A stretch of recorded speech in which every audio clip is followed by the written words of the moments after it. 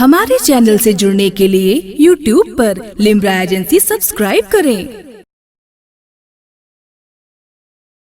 یہ تھے جناب غلام محی صاحب جی کا تعلق کا سہانی نظر سے۔ اب میں گزارش کر رہا ہوں عزت مآب روزان حافظ محمد انیس کا، جن کا موضوع ہے جنگ آزادی میں علماء کرام کا کردار، جن کا تعلق دارالعلوم اسلامیہ مدارس۔ نحمدہ و نصلی علی رسولہ الکریم، اما بعد فاعوذ باللہ من الشیطان الرجیم، بسم اللہ الرحمن الرحیم، وقل جاء الحق وزهق الباطل آمنت باللہ صدق اللہ مولانا العظیم وصدق رسولہ النبی الامین المتین الکریم ونحن على ذلك لمن الشاہدین والشاکرین والحمد للہ رب العالمین۔ آئیے ہم اور آپ سب سے پہلے اس آقا نامدار مدینے کے تاجدار جناب احمد مجتبی محمد مصطفیٰ روح فدا صلی اللہ تعالی علیہ وسلم کی بارگاہ میں درود پاک پڑھیں۔ اللہم صلی علی سیدنا مولانا شفیعنا حبیبنا قریبنا محمد بارک وسلم صلی اللہ وسلم علیکہ یا رسول اللہ صلی اللہ تعالی علیہ وسلم۔ حضرات، میں نے جو اپنا عنوان بنایا ہے، میرا جو موضوع ہے وہ ہے جنگ آزادی میں علماء اہل سنت کا کردار۔ میں کچھ شعر پڑھنا چاہتا ہوں کہ ذرے ذرے کا یہ نشان بولے گا، ذرے ذرے کا یہ نشان بولے گا، اور میں چپ رہا تو شکستہ مکان بولے گا، میں چپ رہا تو شکستہ مکان بولے گا، اور ابھی ہجوم ہے اس کو جلوس بننے دو، تیرے خلاف تیرا مہربان بولے گا، تیرے خلاف تیرا مہربان بولے گا۔ عزیزان ملت اسلامیہ، آج کچھ لوگ کہتے ہیں کہ مسلمانوں نے جنگ آزادی میں کیا کام کیا ہے، علماء اہل سنت نے جنگ آزادی میں کیا کام کیا ہے، صرف کفر کے فتوے دینے کے علاوہ اور کیا کام کیا ہے، بلکہ علماء اہل سنت نے بہت سے کام کو انجام دیا ہے، اور جن کو آج ہندوستان کا، جن کو آج جنگ آزادی کا ہیرو کہا جاتا ہے، وہی لوگ انگریزوں کے ایجنٹ اور وہی لوگ ان کے وفادار ہوا کرتے تھے۔ چنانچہ ٹیپو سلطان کی یہ کوشش تھی کہ ہندوستان سے انگریزوں کو پاک کیا جائے، اور انہوں نے ایک اشارہ کیا تھا کہ گیدڑ کی 1000 سال کی زندگی سے آزادی کی ایک دن کی زندگی بہتر ہے۔ چنانچہ یہی وہ ذہن ہے جو علماء اہل سنت کو 1857 میں اس لائن میں کھڑا کیا، اور 1857 میں ایک بہت بڑا انقلاب آیا جس کو انگریزوں نے غدر کا نام دیا تھا۔ چنانچہ یہ ہندوستان کے جنگ آزادی کی یہیں سے بنیاد بنی، اور اس وقت کے جو سب سے بڑے ہیرو تھے جنہیں ہم اور آپ علامہ فضل حق خیر آبادی کے نام سے جانتے ہیں، وہ علامہ فضل حق خیر آبادی، اور ان کے بعد جن کا نام آتا ہے سید علی کافی مراد آبادی ہے، یہ اپنے وقت کے بہت بڑے ہی مجاہد ہیں۔ حضرات، انہوں نے، ان علماء اہل سنت نے پورے ہندوستان میں گھوم کر ایک جذبہ پیدا کیا، ایک ماحول تیار کیا۔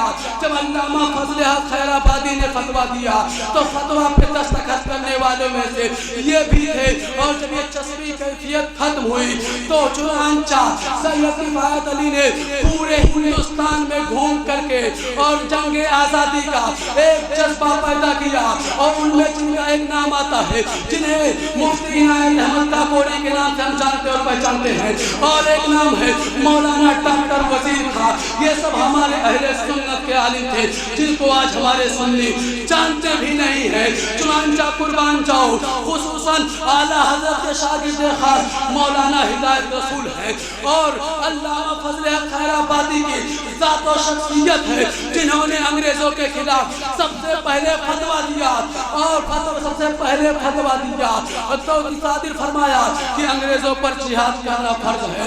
ये उलमाए अहले सुन्नत 1857 के थे जब बहादुर शाह जफर ने पूछा उलमाए अहले सुन्नत से कि जंग आज़ादी में शरीक होना चाहिए या नहीं, तो उस वक्त बहादुर शाह जफर को इसका कायद बनाया गया। तो अल्लामा फजल हक खैराबादी ने फतवा दिया और कहा अंग्रेजों पर जिहाद करना फर्ज है, इनको हिंदुस्तान से पाक करना जरूरी है। तो हुआ क्या, मामला क्या हुआ, अंग्रेजों ने कारतूस तैयार किया और जब वो कारतूस बंदूक में डाले जाते थे तो उस कारतूस के चमड़े को मुंह से छील कर निकालना पड़ता था। जब उस कारतूस को मुंह से छील कर निकालना पड़ता था, उस कारतूस में गाय के चर्बी का इस्तेमाल किया गया, शोर के चर्बी का इस्तेमाल किया गया। चुनांचा मंगल पांडे नाम का एक फौजी था, उसने सबसे पहले ये आवाज बुलंद की कि हम इस कारतूस का इस्तेमाल नहीं करेंगे। वजह क्या थी, मामला क्या था, हिंदुओं के नजदीक गाय का एहतराम था और मुसलमानों के नजदीक शोर निहायत लाइन था। यही वजह है कि उलमाए अहले सुन्नत ने फतवा दिया और जंग आज़ादी की बुनियाद और जो सबसे जो अहम रोल निभाए हैं वो अल्लामा फजल हक खैराबादी के साथ है। चुनांचा मैं आपको बताता चलूं मौलाना हिदायत रसूल कौन है। ये गौसे आज़म के साहिबजादे हैं, आला हजरत के शागिर्द हैं।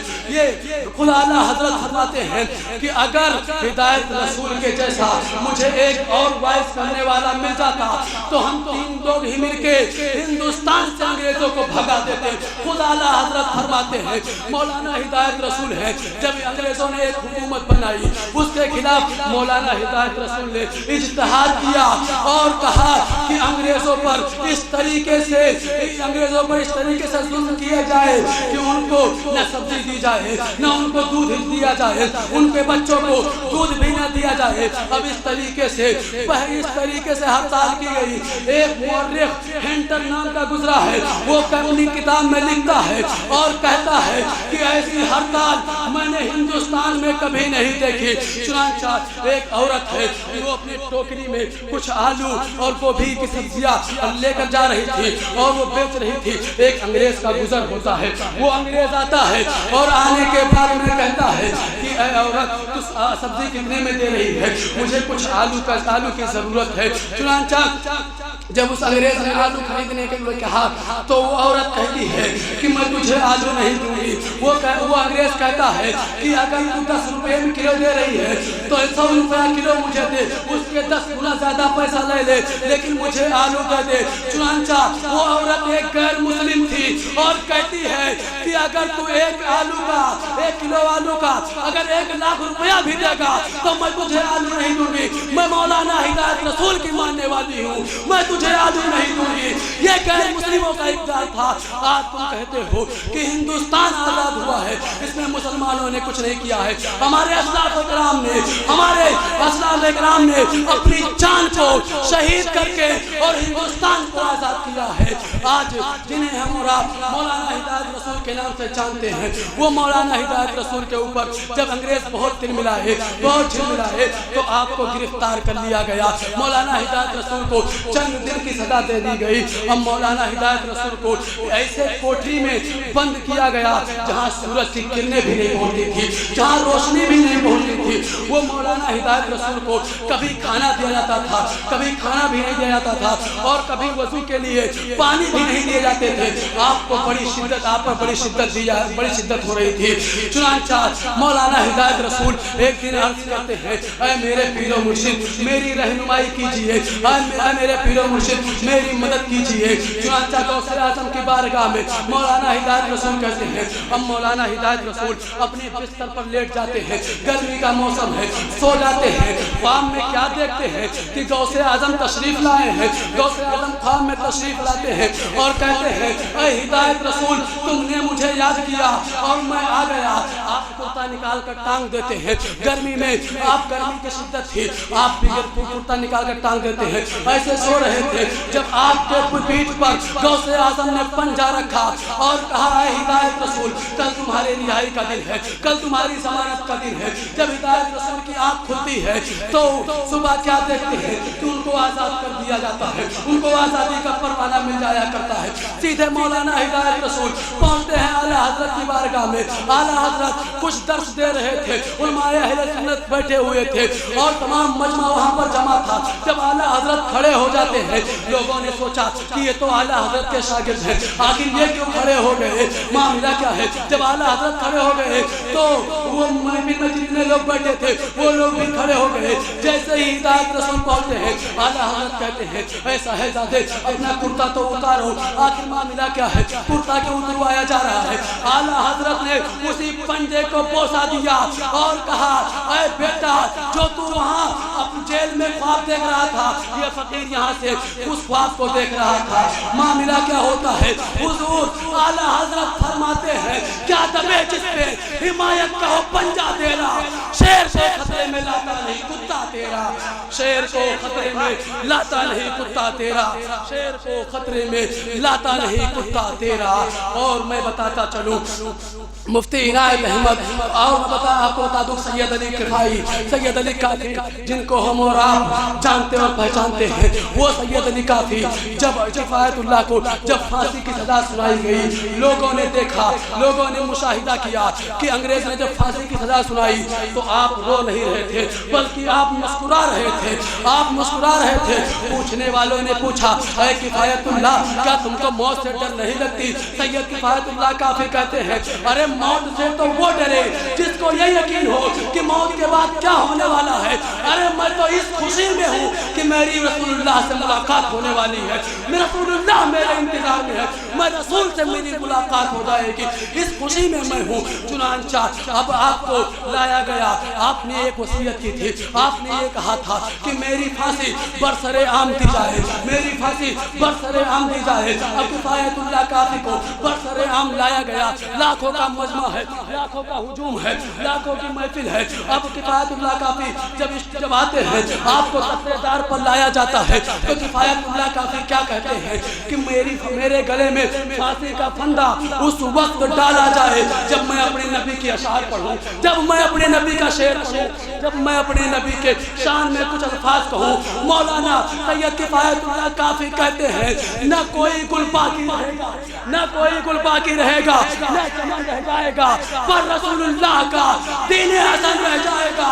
और इतने सो कम ख्वाब की पोशाक पर नाज़ा न हो, इस तने बेजान पर खाली कफन रह जाएगा, इस तने बेजान पर खाली कफन रह जाएगा। बस एक मिनट मौलाना जब इनकी फांसी हो गई तो अब आपने सुना होगा मौलाना अब्दुल हक जो अल्लामा फजल हक खैराबादी के साहबजादे थे, मौलाना अब्दुल हक जब इनकी आखिरी वसीयत ये थी कि जब अंग्रेज हिंदुस्तान से चले जाए तो मेरे दर पे आना, मेरी कब्र पे आना और मुझे वहीं आकर खबर कर देना।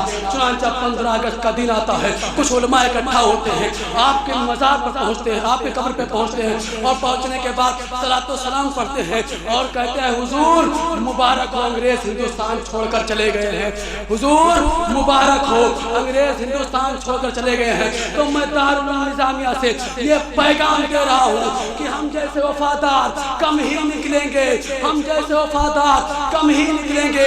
जमीन खोद के देखो हम ही निकलेंगे, जमीन खोद के देखो हम ही निकलेंगे और इस मुल्क के सच्चे वफादार हम ही हैं।